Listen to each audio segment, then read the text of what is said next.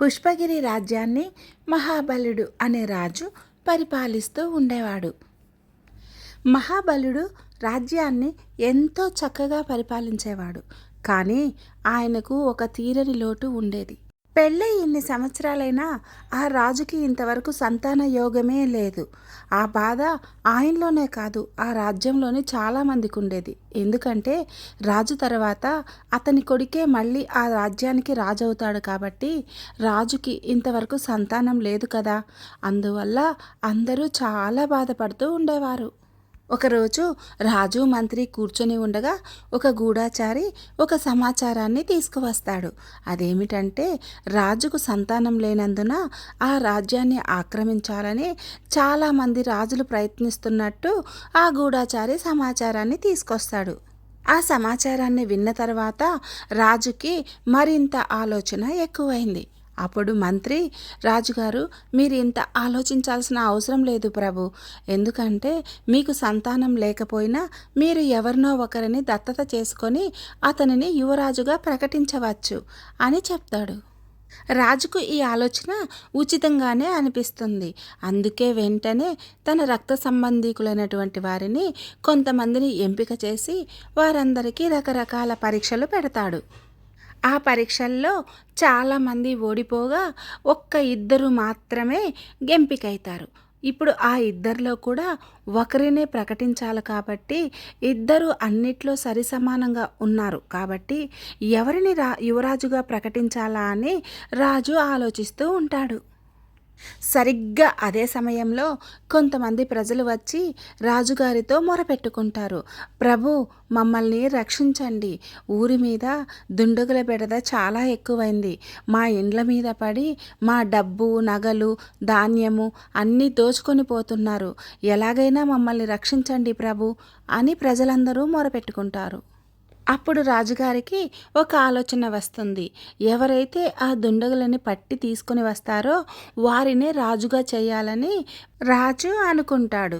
రాజుగారు వెంటనే ఆ ఇద్దరికి కబురంపగా వారిలో ఒకరైనటువంటి మాధవుడు అక్కడికి నేను వెళ్ళి ఆ దుండగులను బంధించి తీసుకొని వస్తానని అంటాడు. అప్పుడు మాధవుడు తనకు కావలసినంత ధనాన్ని తీసుకొని గుర్రం ఎక్కి ఆ దుండగుల్ని పట్టుకోవడానికి వెళ్తాడు. అతడు చాలా దూరం ప్రయాణించి ఆ రోజు రాత్రికి ఒక సత్రంలో బస చేస్తాడు. మరుసటి రోజు ఉదయాన్నే అతడు ఒక అడవి మార్గం గుండా ప్రయాణిస్తూ ఉంటాడు. సరిగ్గా అప్పుడే చాలామంది దుండగులు వచ్చి ఒక్కసారిగా మాధవుడి మీద పడతారు.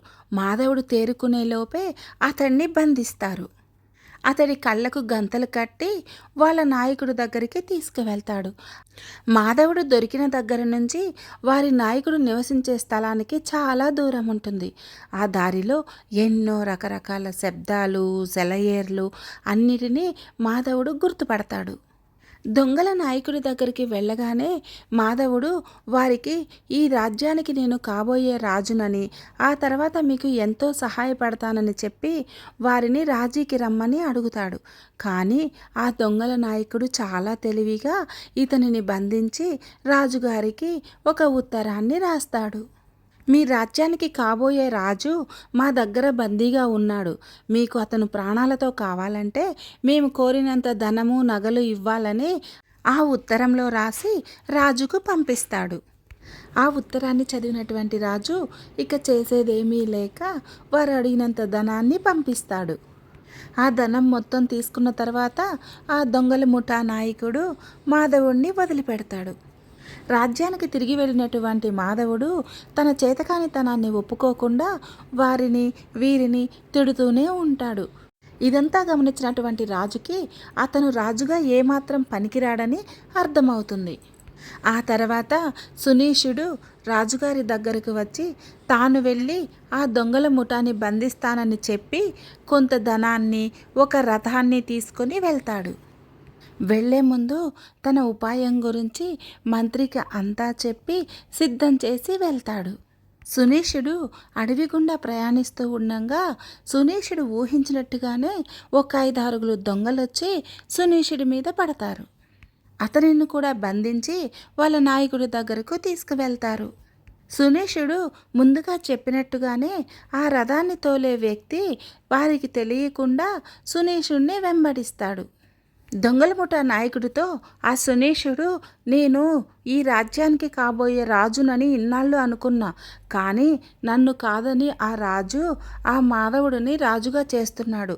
అతని మీద నేను ప్రతీకారం తీర్చుకోవాలి. మీరు నాకు సహాయం చేస్తారా, నాతో వస్తారా అని దొంగల ముఠా నాయకుడిని మాటలలోకి దింపుతాడు.